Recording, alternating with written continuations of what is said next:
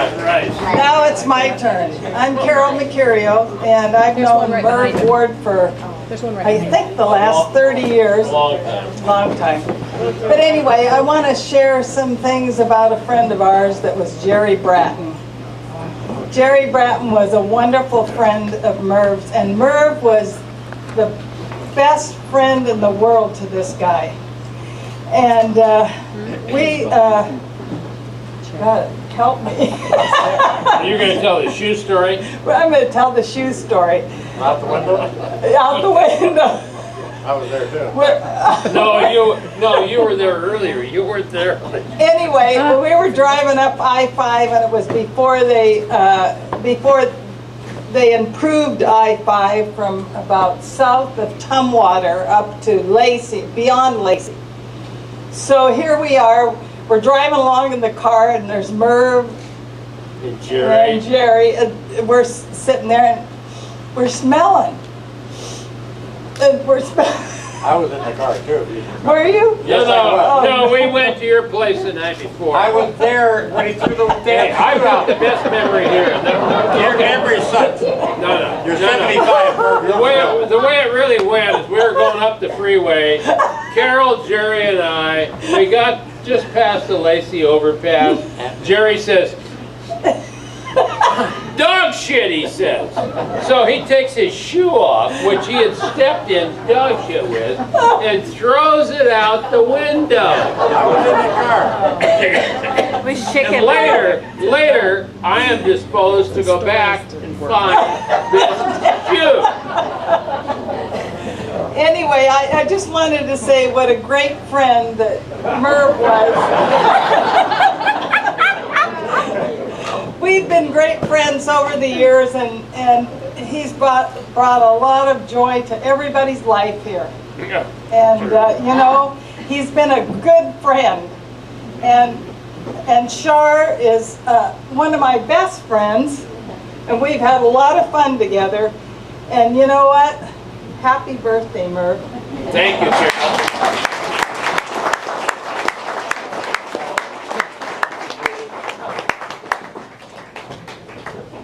I did it. I was there that day, and Jerry Bratton, he had, is that Crown Distributor?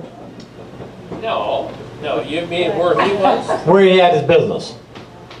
No, it wasn't. He was in the distributing business anyway, and he loved, more than anything, he loved petite peas. Well, I tell you, I could do that because I had National Frozen Foods. So I'd bring him up boxes, 20-pound boxes of petite peas, and he'd bring me champagne, Cook's champagne, cases. One time we were in a motel room in Tyee, at the old Tyee, and we had 7 cases of Cook's champagne. Mervin was drunk on his ass. I was very sober because I was not going to indulge in any liquor at all. And Mervin says, "I'll tell you, let's bet on something." I said, "What's that?" "Let's bet on who can get knock the first light bulb out in the room here with champagne. Cork champagne." So we shake them up, and then we loosen them up, and then we shoot them at the lights. Well, we never did lock out a light, but we took out 3 cases of champagne, and I think we drank them. All right, who's got something to say? Actually, it came down to if you could bounce one off the wall. Yeah, Get it to go the square around the room. But we were really screwed up.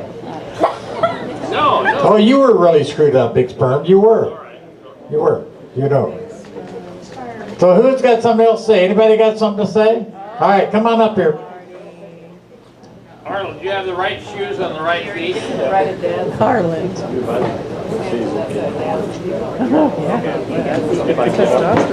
Oh, you'll get up here. We'll help you. Oh yeah, we got it. We got it. We got it. All you have to do is grab this mic and talk. Okay. Well, first off, these stories that people have related, I brought back a few memories. First off, when Merv and I tell you, first off, Merv's got the best memory of anybody I know. I'll tell you, there's nobody that can even come close to him. But so he'll probably correct me. But I think when Bratton was running for legislature, Yes, for representative, yes. representative, you and I were in charge of putting signs up. Yep, exactly. Yeah. Okay. But and I don't remember what year that was, but it's been a few years ago. But anyway, that's where. If I was gonna guess, I would say 1966. No, later than that. 75, I think.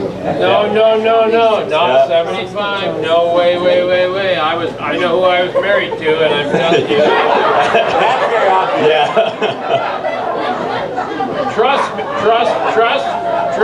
Trust me, it was way before in the 70s.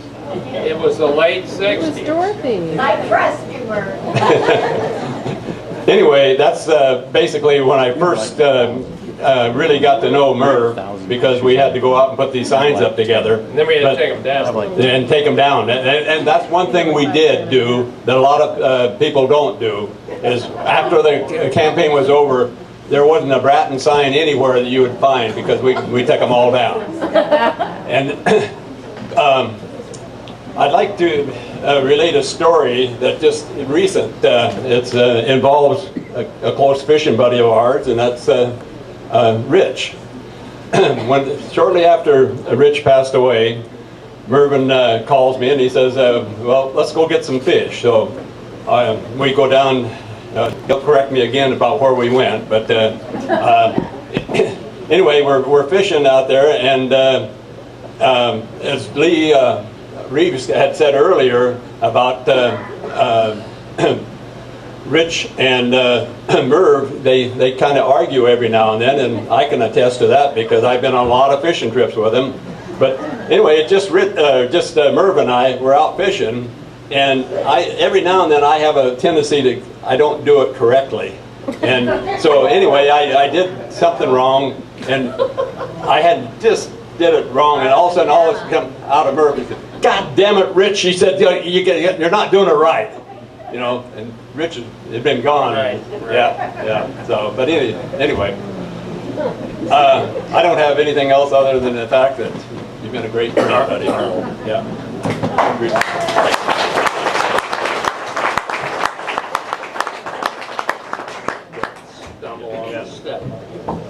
Incidentally, Earl, Yeah. I put my boots on the wrong feet this morning. No, I did. Well, now you know what I go through. Yeah, right. I did. I put my boots on the wrong feet this morning. Well, that's not the normal, I understand that. You've been doing that since you've been 42 years old.